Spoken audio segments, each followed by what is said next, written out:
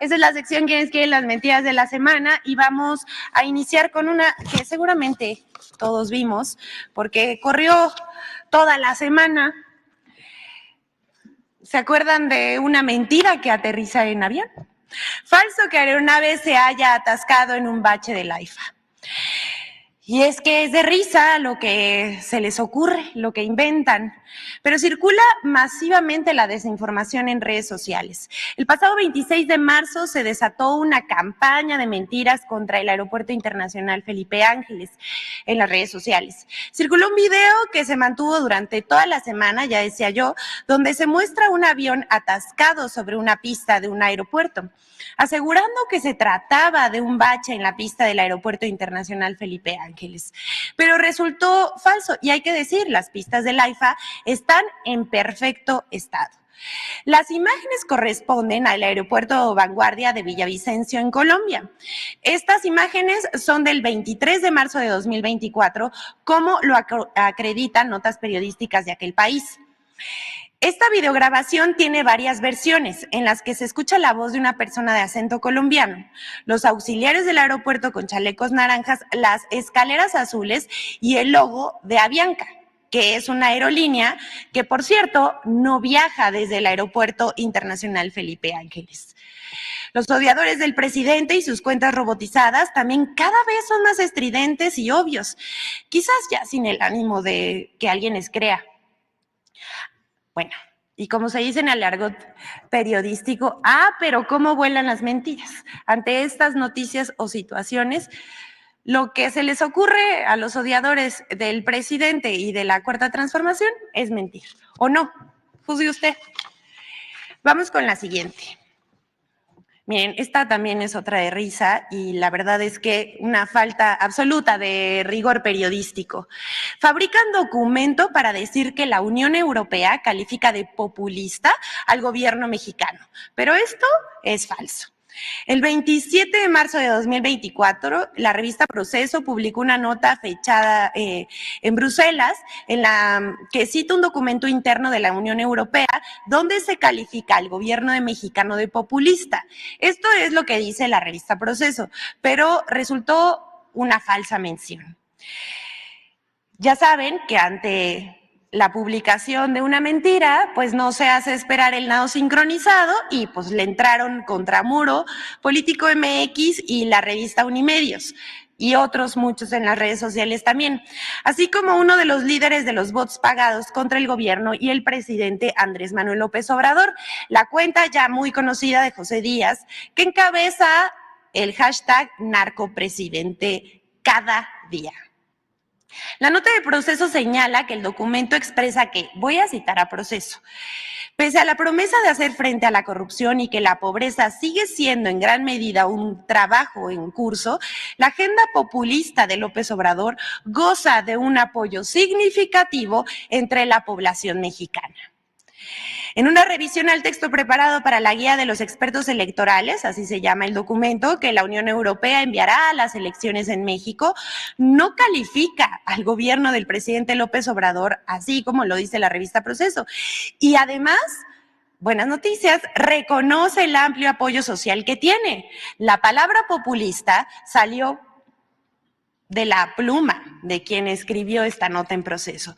Además, el embajador de Estamburgo confirmó que el escrito enviado por el Servicio de Instrumentos de Política Exterior de la Comisión Europea no incluye las expresiones citadas por la revista Proceso. Pero así se las gastan. Vamos con la siguiente. Y bueno, esta es una regresión, porque denuncian invasión de diplomáticos rusos en México, pero resulta falso. Un columnista del Financiero, cuyo nombre no podemos mencionar, publicó una pieza titulada "Putin ya está en México", en la cual, entre teorías de conspiración, el escribiente jura y perjura que él comprueba una suerte de intervención rusa en nuestro país de cara a las elecciones. ¿Saben con qué argumento? A ver si no les da un poquito de risa, porque dice que que subió 60% los diplomáticos rusos en México en cuestión de meses, lo que llevó a un total de 85 representantes diplomáticos. Hay que decir, sí hay 85 representantes diplomáticos de Rusia en México, pero no es como dice el columnista del Financiero, y les vamos a decir por qué. Pero antes, también hay que citar a la periodista estadounidense Dolly Esteves, que ella aportó sus propias listas para corroborar que hay 85 diplomáticos rusos y que estos 85 diplomáticos son espías en la embajada en México, y dice que son mucho más que los 42 diplomáticos de la embajada de Estados Unidos en México. Esto que dice Dolly Esteves es falso, o sea, no existen espías en la embajada y tampoco son 42 diplomáticos únicamente en la embajada de Estados Unidos. Al respecto, la Secretaría de Relaciones Exteriores informó que la Embajada de la Federación Rusa cuenta, sí, con 85 diplomáticos, no son espías. Estos están acreditados en México, 50 son de rango diplomático consular y 35 de la rama técnico-administrativa. Asimismo, la Cancillería mexicana precisó que en la Embajada de Estados Unidos en México hay 722 trabajadores acreditados, 503 en el rango diplomático consular y 209 en el rango técnico administrativo. 8 veces más que los rusos, no como dice Dolly Esteves. En el caso de China hay 82 funcionarios, 46 en el rango diplomático consular y 36 en el rango técnico administrativo. Pero si creen que aquí acaba, pues no, porque Dolly Esteves fue más lejos y publicó el pasado 1 de abril en el periódico Eje Central un artículo sobre la cooptación rusa de periodistas mexicanos. ¿Quién le cree? Pues absolutamente nadie, porque la verdad es que no da ningún dato relevante salvo que un funcionario fue a entregar un premio. Eso es todo su fuente. Pero como les decía al principio de esta nota, la intervención rusa es una mentira y parte de la campaña en contra del presidente y su gobierno. Pero es como, ¿no les parece que les da la sensación como si estuviéramos viajando en una máquina del tiempo a aquellos años de 2018 donde estaba Andrés Manuelovich y las conspiraciones rusas? ¿Será que a los periodistas y a la oposición se les acabó la imaginación? Ahí se las dejamos. Pero vamos con la siguiente. Falso desabasto de medicamentos en el IMSS. Después de semanas de embestida mediática y digital contra la megafarmacia y la distribución de medicamentos, ahora vuelven al tema del desabasto. El pasado 21 de marzo en el Heraldo de México, Darío Celis Estrada escribió un supuesto desabasto de medicamentos en el Instituto Mexicano del Seguro Social, pero esto no es cierto. El modelo, y bueno, además nos dan la oportunidad no solamente de desmentir este bulo, sino de explicar cómo funciona el sistema de abastos del Instituto Mexicano del Seguro Social. Este busca evitar la escasez de cualquier medicamento a nivel nacional, por lo que no hay desabasto. Uno de los pilares es la operación a través de órdenes de reposición permanente. Es decir, se realizan los pedidos conforme a las necesidades de la clave, es decir, los medicamentos que hacen falta, por lo que siempre se reprovisionan las medicinas. Existen mecanismos de control y seguimiento, como nunca antes, hay que decirlo también, pero son las necesidades de cada representación, o sea, cada hospital, Secretaría de Salud de los estados, etcétera, las que marcan la pauta del proceso de abasto permanente. En el Instituto Mexicano del Seguro Social hay procedimientos de compra locales por los que representaciones estatales o por las unidades médicas de alta especialidad para adquirir insumos para la salud que por incumplimientos de la proveeduría es necesario comprarlos para brindar la atención a los pacientes y evitar la interrupción de los tratamientos. Dos cosas. Esto quiere decir que nunca se queda nadie sin medicamento, y que si la proveeduría no tuviese el medicamento, se busca por otro lado para adquirirlo. En la adquisición de insumos para la salud y medicamentos participan Laboratorios Biológicos y Reactivos de México, que es Birmex, como consolidador de la demanda del IMSS, ISSSTE y también del IMSS Bienestar. Hay que decirlo también a todas, a todos, el suministro de insumos para la salud, además, se ve fortalecido y se dispone de más piezas y de más proveedores para atender la necesidad de la derechohabiencia y de la población usuaria de los servicios de salud. Hasta aquí esto, pero hasta aquí el quiénes quieren las mentiras de la semana, pero como cada miércoles ahora vamos a actualizar quiénes quieren los bots, porque vamos a darles un informe de la campaña del hashtag narcopresidente. ¿En qué va esta campaña?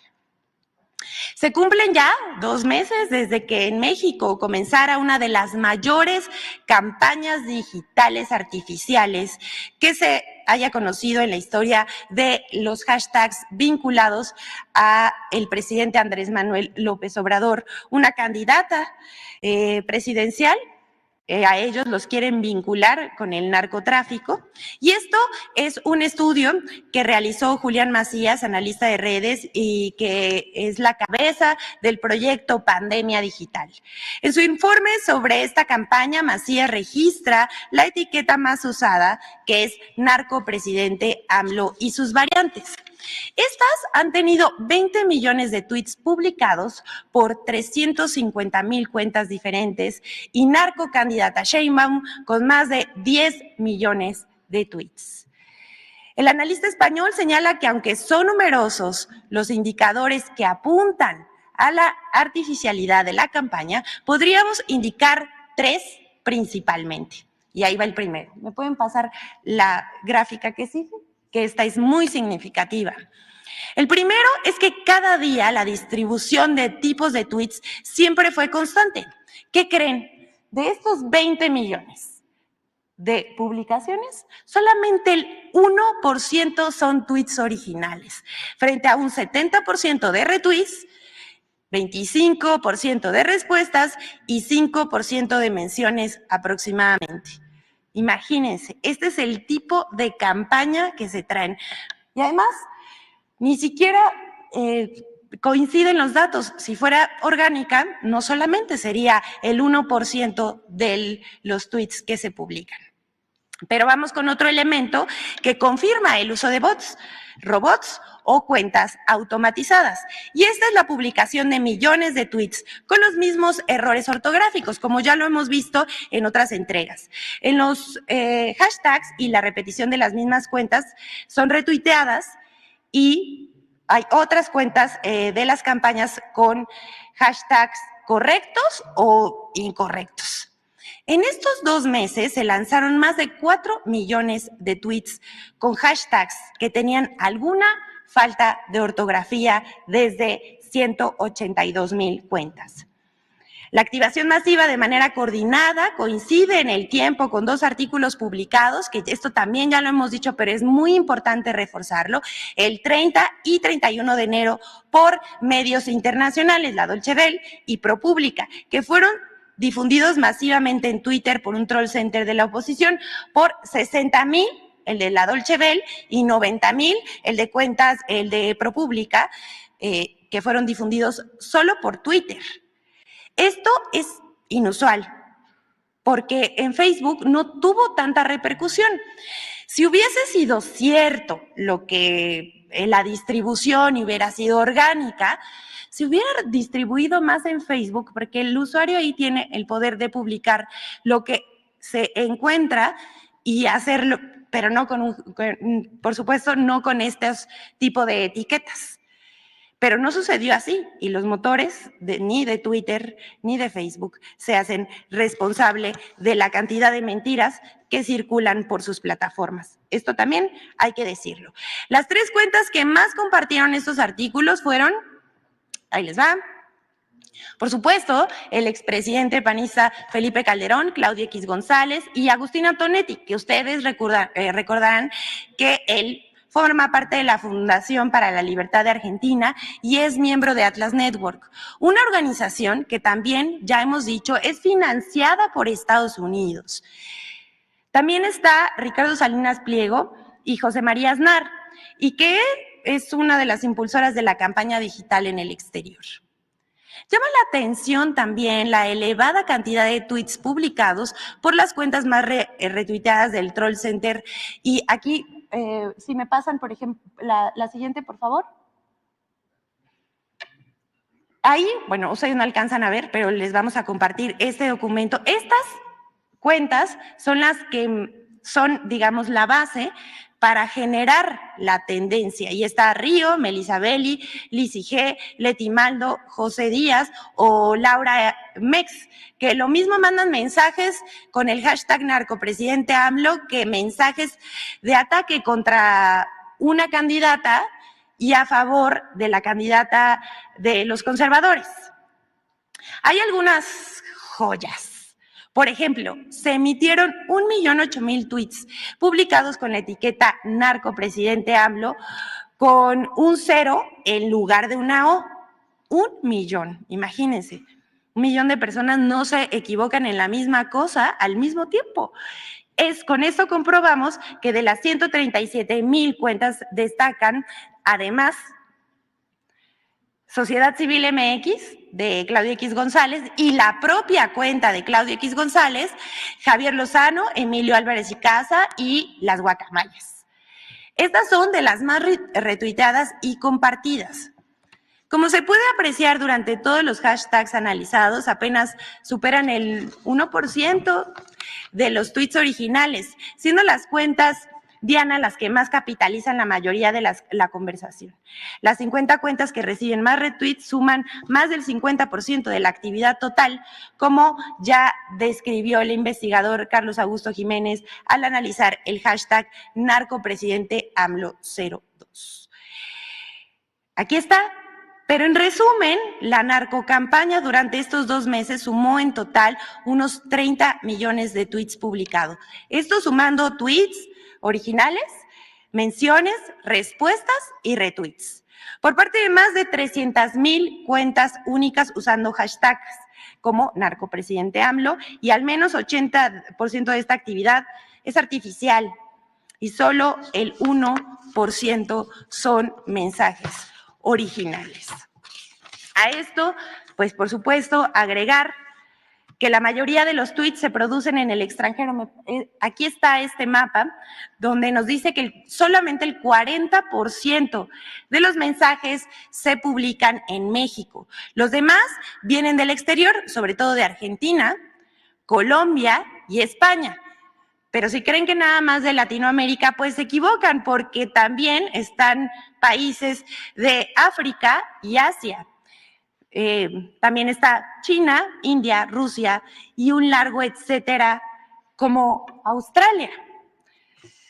Pero bueno, cerramos con la última medición de la campaña de la semana 20 a la 26 de marzo, donde se impulsaron los hashtags o etiquetas narcopresidente AMLO 21 al 24.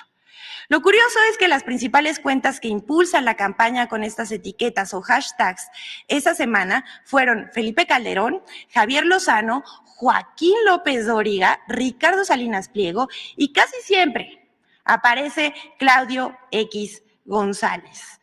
Aquí también tenemos a Antonio García Nieto, como para que vean nada más. Aquí nada más, si me pasan la anterior, por favor. Creo que sí es la anterior. Sí, estos son los resultados a través del tiempo. Es una semana de medición. El pico más alto es cuando el hashtag llega a las menciones más altas. Va descendiendo y ahí es cuando van a lanzar otro tweet, más bien otra etiqueta, narcopresidente AMLO, con otro número. Imagínense la cantidad de dinero invertido que está aquí. Está por colores, el rosa significa uno, el azul significa otro, el morado otro, también se los vamos a compartir, como para que vean cómo está diseñada esta campaña para que se baje un hashtag y suba otro. Vamos a terminar esta sección con un par de cosas, porque primero que nada les queremos compartir esta encuesta que es México con más confianza en su gobierno. Esta es una encuesta del panorama de las administraciones públicas en América Latina y el Caribe 2024 de la OCDE. México es el segundo lugar en confianza en sus instituciones, solamente por debajo de Costa Rica. Aquí está, 53% de los ciudadanos confía en sus instituciones.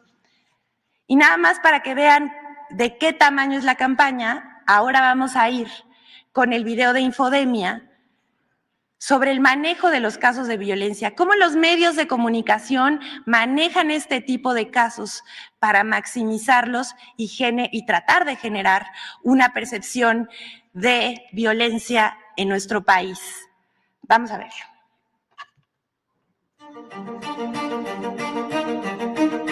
Sensacionalismo, repetición de imágenes violentas sin un sentido informativo y noticias falsas son algunas de las características del amarillismo reproducido en medios de comunicación y redes sociales luego del linchamiento ocurrido el 28 de marzo en Taxco, Guerrero. 1. Se sobredimensionan los casos de justicia por propia mano. En su primera plana del sábado 30 de marzo, el diario El Universal señala que en los últimos 4 años hubo 823 intentos de linchamiento en el país, de los cuales 129 sí se llevaron a cabo. El Universal, como portada de la nota en su portal web y en el interior de su edición impresa, utilizó la imagen de la mujer linchada el jueves 28 de marzo y aseguró que este fenómeno se debe a la falta de actuar y desconfianza en las autoridades. Sin embargo, los mismos datos publicados por el Universal muestran una reducción en los linchamientos ocurridos, al pasar de 39 en 2020 a 19 linchamientos en 2023. Contrario al argumento que sostiene el Universal y con sus mismos datos, hay una reducción de los casos de linchamiento al mismo tiempo que crece la confianza de la población en las autoridades. 2. Generalización de la violencia por parte de medios de comunicación. La visión que transmiten los medios de comunicación todos los días es como si en todo el país se viviera en un estado de violencia permanente. Los medios de comunicación generalizan la violencia en el país a partir de casos particulares, como el feminicidio de la niña Camila y el posterior linchamiento de sus presuntos asesinos. Estos medios privilegian y magnifican la cobertura de la nota roja, dedicándoles la mayor cantidad de tiempo en sus espacios informativos. Incluso reproducen material distribuido por el crimen organizado. Cabe recordar otros tiempos, como el de la Iniciativa México, que firmaron más de 700 medios en marzo de 2011. Ahí todos se comprometieron a omitir información que provenga del crimen para no ser voceros del crimen organizado. Ahora tienen libertad absoluta hasta para mercantilizar el morbo y el dolor humano. Por otro lado, los reportes quincenales de la Secretaría de Seguridad y Protección Ciudadana del Gobierno de México sobre detenciones destacadas se refieren a los avances en la persecución de los crímenes explotados en medios de comunicación, pero los avances y resultados ya no encuentran la misma resonancia. 3. Amarillismo y violencia en redes sociales sin control. A pesar de que redes sociales como Facebook, X y YouTube tienen políticas severas contra el uso de imágenes violentas, estas plataformas permitieron la publicación y la viralización del linchamiento ocurrido y también permiten difundir imágenes explícitas donde el crimen organizado golpea, amenaza y asesina. Las transmisiones en vivo del linchamiento en Taxco, Guerrero, no fueron interrumpidas por las plataformas e incluso imágenes y videos de este episodio siguen disponibles en esas redes.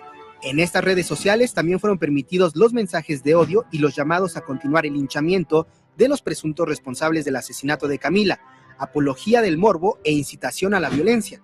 Las plataformas no se hacen responsables. Infodemia. Solamente concluir que el tratamiento que le dan a estos tipos, a este tipo de noticias, difundiéndolas con tanta crudeza en las redes sociales, no abona a absolutamente nada.